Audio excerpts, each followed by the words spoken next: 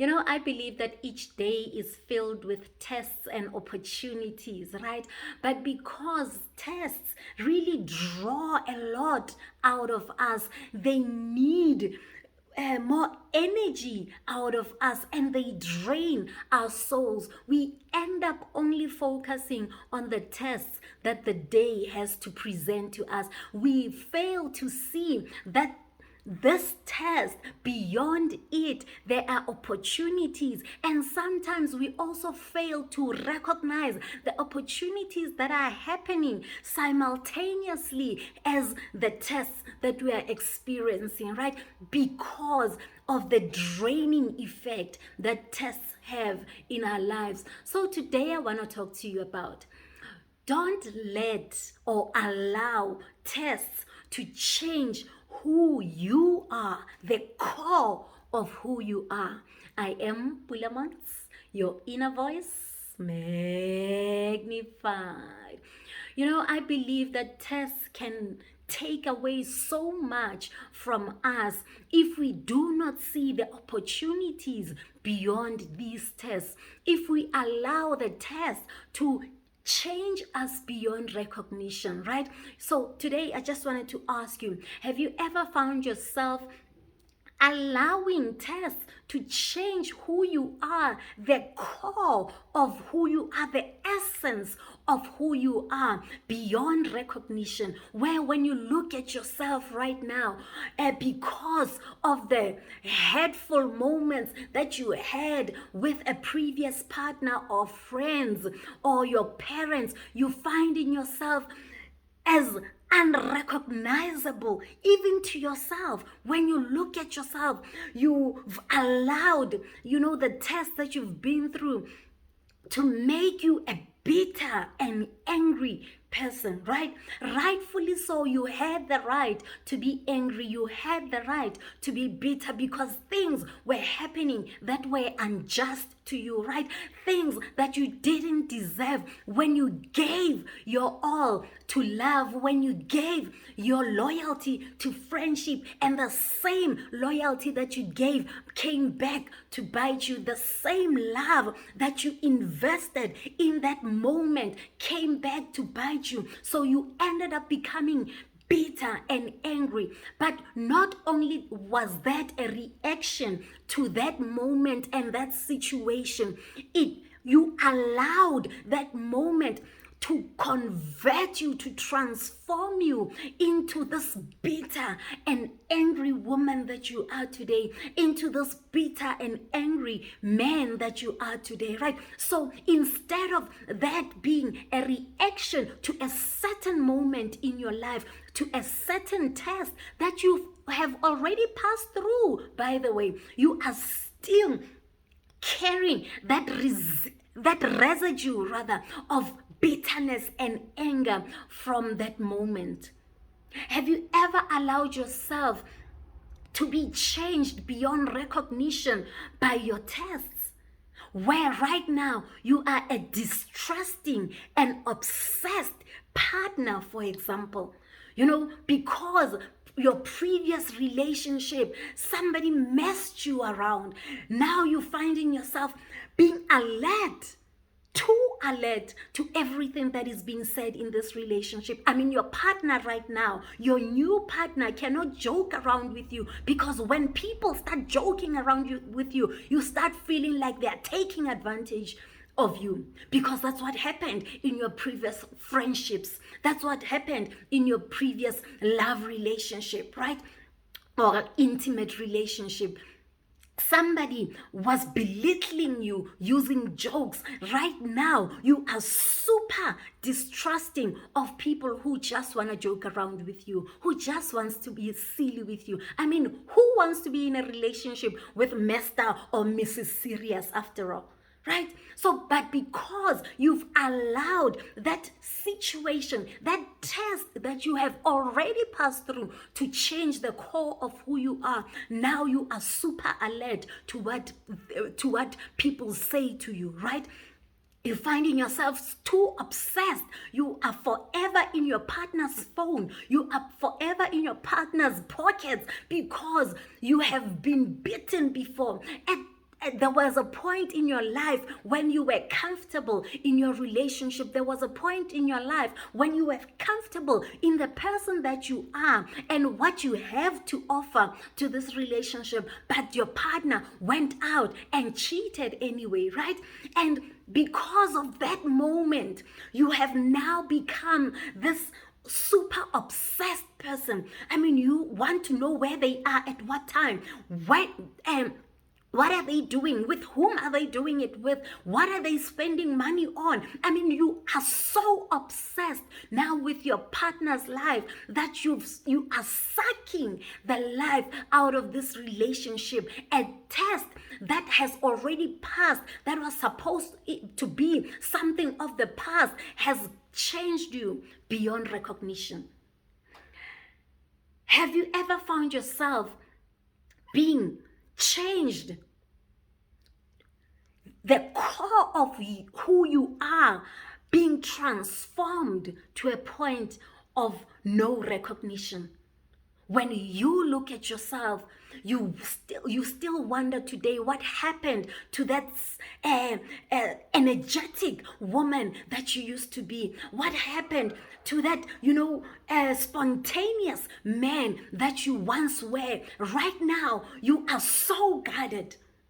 You don't even recognize the kind of person that you are right now. Right now, you only give a little of yourself. You've allowed past tests to take away the joy that is in giving 100% of who you are to love. Giving 100% of who you are to this life. Just because you got bent, or just because the previous time when you gave your all, people took advantage of it, you decided, I'm never gonna go in like that ever again. And in that, you are missing the joy and fulfillment that comes with giving 100% of who you are to anything in life. Whether love, whether friendships, whether career, because you gave your all in a certain career, and when it was time for promotion, they promoted somebody that you trained. Now you've decided, I'm never going to give my all again. I'm going to give 50% of my efforts, because the salary right now that I'm earning is worth 50%. If I'm not going to be worth the promotion, then I'm not going to put in 100% of who I am. So you have allowed past disappointments to change your character, to change your commitment level, to change the person that you are. I mean, you no longer thrive in that career because you're not giving your all, and that's not who you are. But you've allowed your past tests that already you've gone through to leave some residues of bitterness and anger and obsession, distrust, and being distrustful, right? You've allowed all of those to step into your current moment. So I just wanted to say, let go. Never allow tests to change the core of who you are. Tests in our lives are meant to grow us. They are meant to prepare us for the next level. We are forever praying for opportunities. We are forever praying for blessings. We are forever praying to achieve certain goals. But in order for us to thrive at those levels that we are praying for, we need to become different people from the people that we are right now. The person that I am right now is relevant for where I am at this present moment, but it's the person that I am is not good enough, is not strong enough, is not resilient enough for the kind of tests that will come at a level that I'm currently praying for. the level that I'm currently gonna be in my future, I need to be a stronger person than I am right now. So whatever tests that I'm going through, I need to recognize that these tests are actually so difficult for me to handle because they are in preparation for the future self. Right? So how do we let go? How do we stop these tests from changing our core, from changing our commitment levels? Number one, you can start by learning from these tests. There is nothing that is a total waste than to go through a difficult situation in your life and come out on the other side without learning anything, but only taking away the emotions that were relevant for that situation. But you are taking them beyond that situation. It is such a sad moment in any test for you to come out on the other side only with the residue of the emotions that you felt when you were going through the situation, instead of the actual lesson that you were supposed to take out of a test. So in order for you to get a lesson from any situation, it's for you to reflect on it.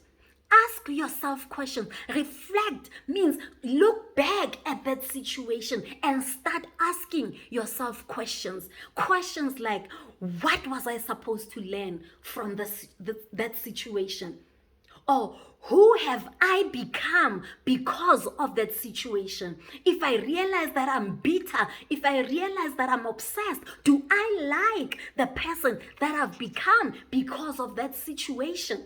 Those are the kind of questions you ask yourself. That's how you reflect on any test in order to draw some lessons from it. If I don't like the kind of person that I am right now because of that situation, because of that test, then what is it that I need to do right now to make sure I go back to the core of the person that I truly am?